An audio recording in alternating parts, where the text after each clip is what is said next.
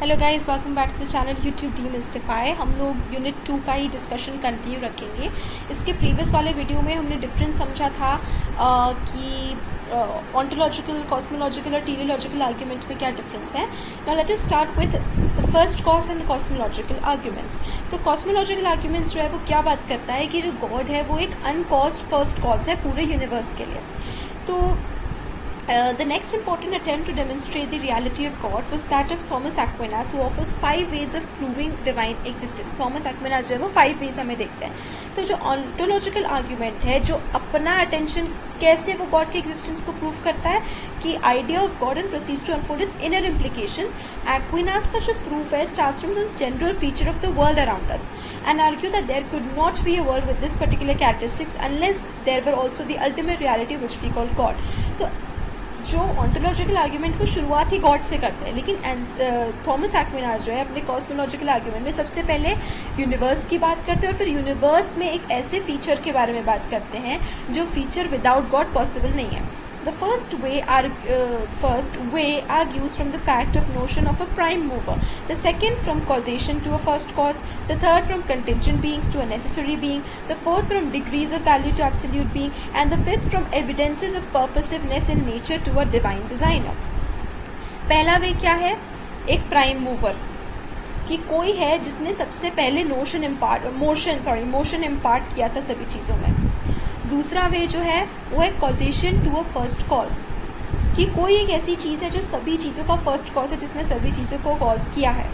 The third from contingent beings to a necessary beings, the fourth from degrees of value to absolute value.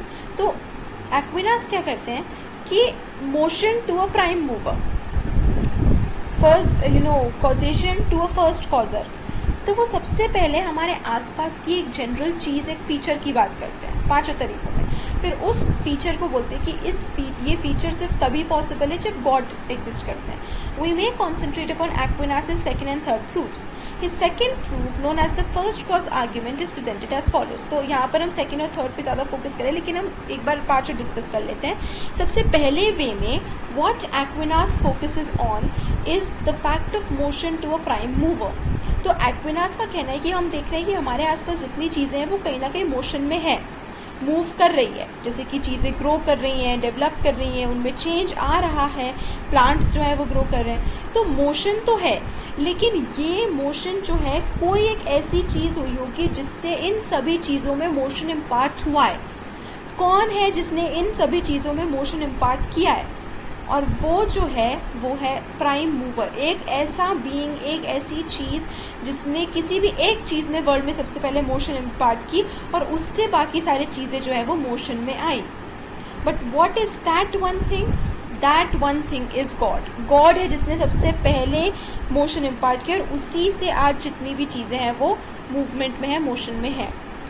अब second argument की हम बात करते हैं। Second and third पे तो हम ऑलरेडी फोकस करेंगे। Fourth argument degrees of value to absolute value, and the fifth evidence is from purposiveness in nature, कि कोई एक डिज़ाइनर है, क्योंकि जो हमें दिख रहा है कि नेचर में हर चीज़ का एक पर्पस है। तो हाउ इज़ इट पॉसिबल कि नेचर में जितनी भी चीज़ें हैं वो विदाउट पर्पस अपना गोल पूरा कर रही हैं? इसका मतलब कहीं ना कहीं हर किसी का अपना एक पर्पस है, और ये जो पर्पस है वो किसने दिया है? That is God. We may concentrate upon Aquinas' second and third proofs. His second proof, known as the first cause argument, is presented as follows. Everything that happens has a cause, and this cause in turn has a cause, and so in a series that must either be infinite or have its starting point. हर चीज़ का एक cause है, कोई ना कोई चीज़ किसी ना किसी चीज़ से निकल कर ही आई है। तो या तो हम इसको इनफाइनाइट रखें कि एक इनफाइनाइट कॉज है, या फिर हम किसी एक स्टॉप पे ले आए और वो स्टार्टिंग पॉइंट जो है वो है God. Aquinas excludes the possibility of an infinite regress, कि ऐसा पॉसिबल नहीं है कि इनफाइनाइट रिग्रेस ऑफ कॉज है, कि वो कॉज चलते ही जा रहा है, that is not possible. And so कोई एक फर्स्ट कॉज होना चाहिए, और वो फर्स्ट कॉज कौन है? गॉड है। His proof which infers the first mover from the fact of motion is basically similar. तो जो जैसे एक्विनास कॉज की बात करते हैं, वैसे ही एक्विनास मोशन की बात कर रहे हैं कि किसी ना किसी चीज़ से किसी ना किसी को मोशन मिलते ही जा रहा है। हमें जैसे कि हम मूव कर रहे हैं, लेकिन हमें मोशन मिल रहा है फूड से, फूड जो है उसमें एनर्जी आ रही है जैसे कि प्लांट से, तो कहीं ना कहीं एक फर्स्ट प्राइम मूवर है। The weakness of the argument, as Aquinas states, It lies in the difficulty, which he himself elsewhere acknowledges, of excluding an impossible and endless regress of events requiring no beginning. तो Aquinas खुद भी कहीं ना कहीं इस एक weakness को acknowledge करते हैं कि उनके इस आर्ग्यूमेंट में, चाहे वो मोशन का आर्ग्यूमेंट हो, चाहे वो कॉज का आर्ग्यूमेंट हो, फर्स्ट एंड सेकेंड आर्ग्यूमेंट में दोनों में एक वीकनेस जो निकल के आती है. तो यहाँ पर देखिए आपके पास दो आर्ग्यूमेंट हमने डिस्कस करे हैं, first argument of motion, second of cause. तो एक वीकनेस जो एक्विनास खुद ही आंसर करते हैं निकल के आती है वो ये है कि why is it not possible कि एक इनफाइनाइट रिग्रेस हो. ऐसा क्यों पॉसिबल नहीं है कि इनफाइनाइट कॉज हो सकता है, इनफाइनाइट मोशन हो सकता है, हमें एक स्टार्टिंग पॉइंट उसकी देने की क्यों ज़रूरत है.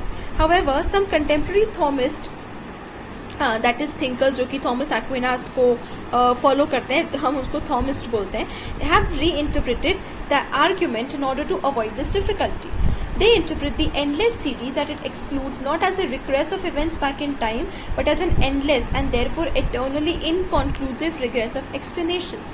In fact, A is made intelligible by its relation to facts B, C and D, which may be antecedent to or contemporary with A, and if each of these is in turn rendered intelligible by other facts, at the back of the complex there must be a reality which is self-explanatory, whose existence constitutes the ultimate explanation of the whole.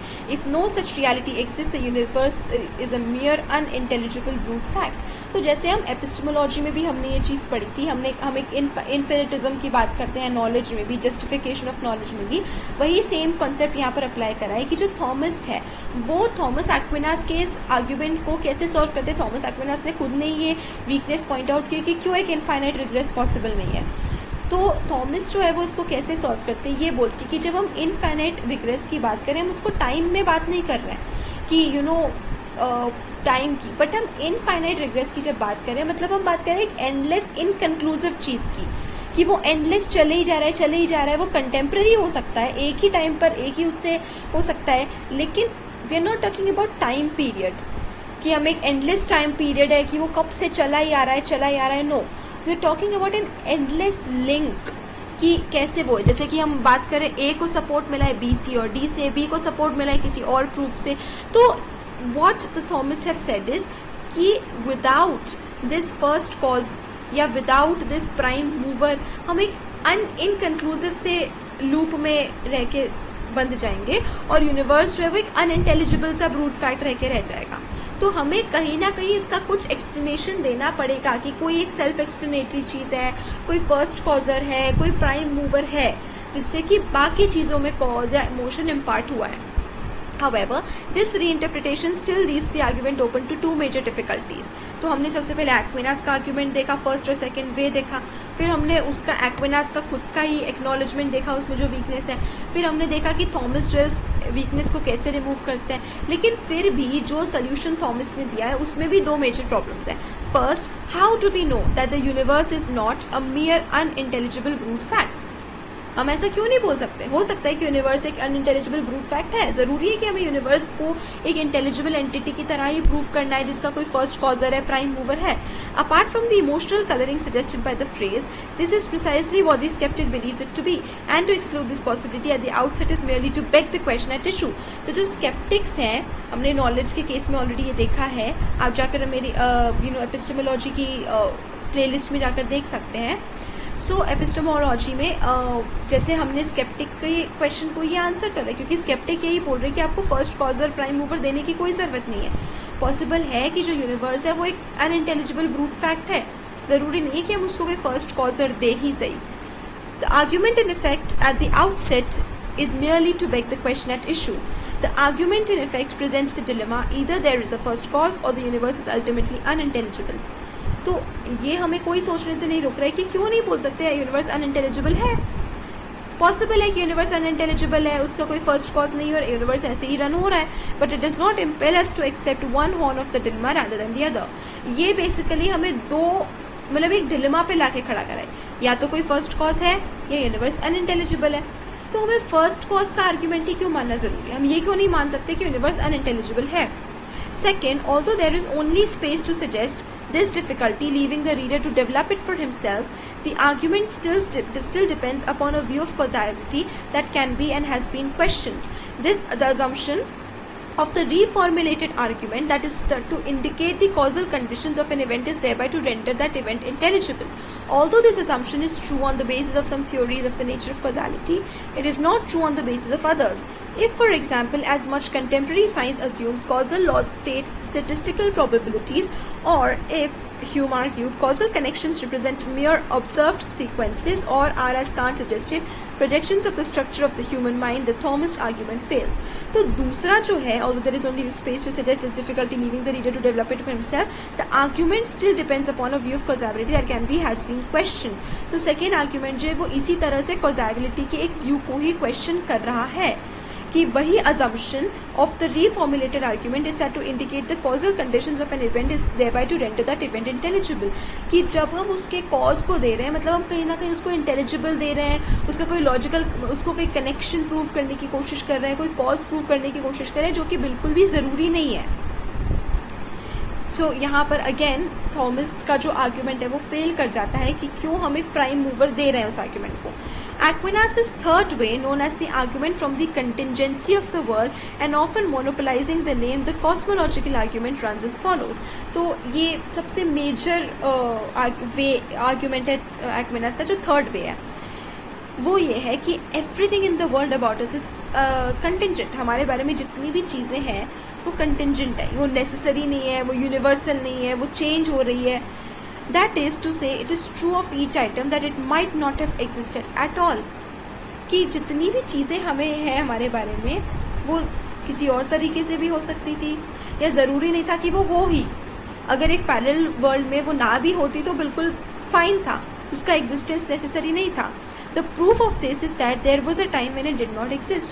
क्योंकि एक time था जब ये चीज़ें exist नहीं करती थी. तो मतलब हमारे बारे में जितनी भी चीज़ें वो यूनिवर्सल नहीं है, वो नेसेसरी नहीं है. अब यूनिवर्सल, नेसेसरी, यूनिवर्सल और कंटिंजेंट प्रोपोजिशंस के बारे में हम ऑलरेडी काफ़ी डिटेल में डिस्कस कर चुके हैं जब हम इमैनुअल कांट को डिस्कस करें. तो इमैनुअल कांट के आप प्रीवियस वीडियोस मेरे प्लेलिस्ट में जाके चेकआउट कर सकते हैं प्रीवियस सेमेस्टर्स में. यहाँ पे ऐसा ज़रूरी नहीं है, मतलब हमारे बारे में जितनी भी चीज़ें हैं, हम जितने भी बींग्स हैं, हम सभी कंटिंजेंट बींग्स हैं. हमारा एग्जिस्टेंस नेसेसरी नहीं, क्योंकि एक टाइम था जब एक्चुअली में हम लोग एग्जिस्ट नहीं कर रहे थे. The proof of this is that there was a time when it did not exist.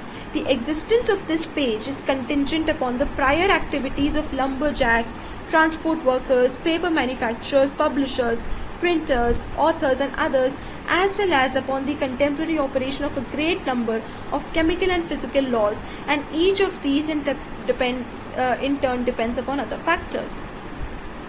जैसे कि ये पेज जो है, ठीक है, ये जिस भी बुक में ये लिखा हुआ है सब कुछ, ये बुक कंटिंजेंट है.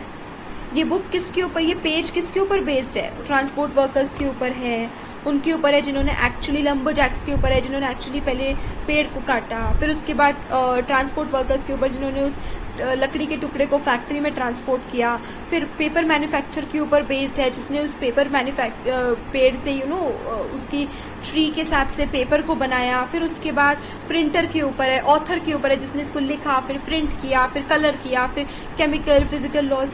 यानी कि ये जो पेज की एग्जिस्टेंस है वो कंटिंजेंट है इन सभी चीज़ों के ऊपर, वो अपने आप में यूनिवर्सली एग्जिस्ट नहीं कर रही है. एवरीथिंग, सभी चीज़ें जो है वो कहीं ना कहीं किसी और फैक्टर के ऊपर डिपेंड कर रही है. Everything points beyond itself to other things. Saint Thomas argues that if everything were contingent there must have been a time when nothing existed. क्योंकि हर चीज़ किसी न किसी के ऊपर डिपेंडेंट है, तो एक टाइम ऐसा होगा जब कोई भी चीज़ एग्जिस्ट नहीं करती थी. इस केस में कोई भी चीज़ अपने आप एग्जिस्टेंस में नहीं आई है. There would have been no causal agency. अगर कोई ऐसा था ही नहीं जिन्होंने इन सभी चीज़ों को कॉज किया, तो ये सारी चीज़ें एग्जिस्टेंस में कैसे आई जब एक टाइम था जब कोई भी चीज़ एग्जिस्ट नहीं करती थी. Since there are things in existence there must be something that is not contingent and this is what we call God. यानी गॉड का अपना खुद का कोई कॉज नहीं था. गॉड अपने आप में पहले एग्जिस्ट करते थे, इसलिए गॉड का एग्जिस्टेंस इज नॉट कंटिंजेंट जैसे बाकी चीज़ें हैं. गॉड का existence is not dependent upon other things. Aquinas' reference to a hypothetical time when nothing existed seems to weaker rather than strengthen his argument. अब जब Aquinas इस time की बात करते हैं जब कोई भी चीज़ एग्जिस्ट नहीं करती थी, तो Aquinas एक तरीके से अपने आर्ग्यूमेंट को इससे वीक कर रहे हैं. आप कैसे बोल सकते कि कोई टाइम था जब कोई भी चीज़ एग्जिस्ट नहीं कर रही थी?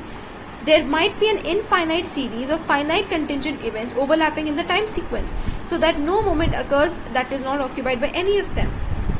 तो ज़रूरी नहीं है कि कोई एक ऐसा टाइम था ही जब कोई चीज़ एग्जिस्ट नहीं करती थी. However, modern Thomists generally omit this phase of the argument, as indeed Aquinas himself does in another book. तो अपनी दूसरी बुक में Aquinas खुद ही अपने इस आर्ग्यूमेंट के पार्ट को ओमिट कर देते हैं कि कोई एक ऐसा टाइम था जब कोई भी चीज़ एग्जिस्ट नहीं करती थी. If we remove the reference to time, we have an argument based upon the logical connection between a contingent world, even if this should consist in an infinite series of events, and its non-contingent ground. तो अगर हम ये time sequence को हटा दें कि एक ऐसा टाइम एग्जिस्ट करता था जब कोई भी चीज़ एग्जिस्ट नहीं करती थी, उसको अगर हम हटा दें तो हम एक लॉजिकल कनेक्शन इस्टेब्लिश करने की कोशिश कर रहे हैं between God and all the material objects of the world, कि जितनी भी चीज़ें हैं और गॉड के बीच में. One writer points as an analogy to the workings of a watch. The movement of each separate wheel and cog is accounted for by the way in which it meshes with an adjacent wheel. Nevertheless, the operation of the whole system remains inexplicable until we refer to something else outside it, namely the spring. In order for there to be a set of interlocking wheels in operation, there must be a spring, and in order for there to be a world of contingent realities, there must be a non-contingent ground of their existence. तो यहाँ पर एक watch की example से भी, हालांकि please don't confuse, यहाँ पे जो वॉच का आर्ग्यूमेंट है और विलियम पेली जो टेलियोलॉजिकल आर्ग्यूमेंट में वॉच का आर्ग्यूमेंट देंगे वो काफ़ी डिफरेंट है. यहाँ पे जो थर्ड वे है एक्विनास का, उसको वॉच की तरह कैसे एक्सप्लेन करने की कोशिश की जा रही है बाय द फैक्ट कि जैसे एक वॉच है, वॉच के अंदर जितने भी वो व्हील्स हैं वो कैसे एक दूसरे के साथ लग के टर्न होते रहते हैं, लेकिन ये सारे wheels without the help of a spring नहीं पॉसिबल है. इसी तरह से वर्ल्ड की जितनी भी कंटिंजेंट चीज़ें हैं, इसको एक्सप्लेन करने के लिए कहीं ना कहीं एक नॉन कंटिंजेंट एंटिटी की ज़रूरत है, और वो non contingent entity is God. Nevertheless, the operation of the whole system remains inexplicable. We've read this. Only a self-existent reality containing in itself the source of its own being can constitute an ultimate ground of the existence of anything else. तो एक ऐसी चीज़ जो खुद से exist कर रही है without the help of others, सिर्फ वो ही बाकी चीज़ों के एक्सिस्टेंस को एक्सप्लेन कर सकती है. Therefore if there is an ultimate ground of anything, there must be necessary being, and this being is God. कि अगर सभी चीज़ों का एक अल्टीमेट ग्राउंड है, एक ऐसी चीज़ जिसने बाकी सारी चीज़ों को बर्थ दिया है, तो वो ultimate ground is God. The most typical philosophical objection raised against this reasoning in recent years is that the idea of a necessary being is unintelligible. कि ज़रूरी नहीं है कि कोई नेसेसरी बीइंग है ही सही. It is said that only propositions not things can be logically necessary, and that it is a misuse of language to speak of a logically necessary being. तो हमने यूनिवर्सल प्रोपोजिशंस की बात करी, हमने Immanuel Kant ने भी जैसे necessary propositions के बारे में बात की है. सो यहाँ पे what they have said is कि नेसेसरी प्रोपोजिशंस यानी जो नेसेसिटी है, द कैरेक्टरिस्टिक ऑफ नेसेसिटी, किसी भी चीज़ का नेसेसरीली एग्जिस्ट करना सिर्फ प्रोपोजिशंस पे अप्लाई करता है, सिर्फ लैंग्वेज पे अप्लाई करता है कि नेसेसरी प्रोपोजिशंस है, not on being. So logically necessary being कोई चीज़ नहीं होती, लॉजिकली नेसेसरी सिर्फ प्रोपोजिशंस होते हैं जो सिर्फ लैंग्वेज पे एग्जिस्ट करते हैं. This particular objection to the cosmological argument is based upon a misapprehension, for the argument does not make use of the notion of a logically necessary being. The concept of a necessary being used in the main theological tradition, exemplified by both Anselm and Aquinas, is not concerned with the logical necessity, but rather with a kind of factual necessity, which in the case of God is virtually equivalent to aseity or. For this reason, the idea of God's necessary being should not be equated with the view that God exists is a logically necessary truth. तो यहाँ पर हम बात कर रहे हैं जैसे एंसेल्म और एक्विनास दोनों ही के बारे में कि जो कॉन्सेप्ट है नेसेसरी बीइंग का, ये सबसे ज़्यादा यूज़ होता है थियोलॉजिकल ट्रेडिशन में, रिलीजन में, किसी भी तरह से गॉड के एग्जिस्टेंस को प्रूव करने का. और it is not concern with the logical necessity but rather with the kind of factual necessity. तो हम गॉड को एक लॉजिकली नेसेसरी बीइंग ना बता के गॉड एग्जिस्ट, इसको एक फैक्चुअल थिंग बता रहे हैं. तो how we converted this about existence from existence to something about language, कि हम ये नहीं बोल रहे गॉड एक लॉजिकली नेसेसरी बीइंग है, हम बोल रहे गॉड एग्जिस्ट एक लॉजिकली नेसेसरी ट्रूथ है. There remains, however, an important objection to the cosmological argument, parallel to one of those applying to the first cause argument. The force of the cosmological form of reasoning resides in the dilemma: either there is a necessary being or the universe is ultimately unintelligible. तो एक बहुत ही strong objection इसका क्या है कि दो चीज़ें, या तो हम ये बोल रहे हैं कि या तो यूनिवर्स अनइंटेलिजिबल है या फिर नेसेसरी बीइंग एग्जिस्ट करते हैं। तो यहाँ पर इस डिलेमा में कोई भी ऐसी चीज़ है ही नहीं जिसमें हम एक ऑप्शन को रूल आउट कर दें। बिल्कुल पॉसिबल है कि या तो कोई नेसेसरी बीइंग है या फिर ये भी इक्वली पॉसिबल है कि यूनिवर्स जो है वो अनइंटेलिजिबल है। Clearly such an argument is cogent only if the second alternative has been ruled out. Far from being ruled out, however, this second alternative represents the skeptic's position. This inability to exclude the possibility of an unintelligible universe prevents the cosmological argument from operating for the skeptic as a proof for God's existence, and the skeptic is, after all, the only person who needs such a proof. तो हम ये जो second argument दे रहे हैं, sceptic कौन है? Sceptic वो है जो ये बिलीव नहीं कर रहा है कि गॉड एग्जिस्ट कर रहा है। हम लोग ये आर्ग्यूमेंट इसीलिए दे रहे हैं कि स्केप्टिक बिलीव कर दे, लेकिन स्केप्टिक का कहना यही है कि यूनिवर्स अनइंटेलिजिबल है। तो जब हम एक रीडर को दो ऑप्शंस दे रहे हैं, थॉमस एक्विनास और एंसेल्म के आर्ग्यूमेंट से हम दो ऑप्शंस क्या दे रहे हैं कि या तो यूनिवर्स अनइंटेलिजिबल है या फिर नेसेसरी बीइंग एग्जिस्ट करता है। तो एक्चुअली तो स्केप्टिक का पोजिशन ही यही है कि यूनिवर्स अनइंटेलिजिबल है। तो हमने कोई ऐसा पोजीशन, कोई ऐसा रीज़न ही नहीं दिया ये ऑप्शन रूल आउट करने के लिए कि यूनिवर्स अनइंटेलिजिबल है।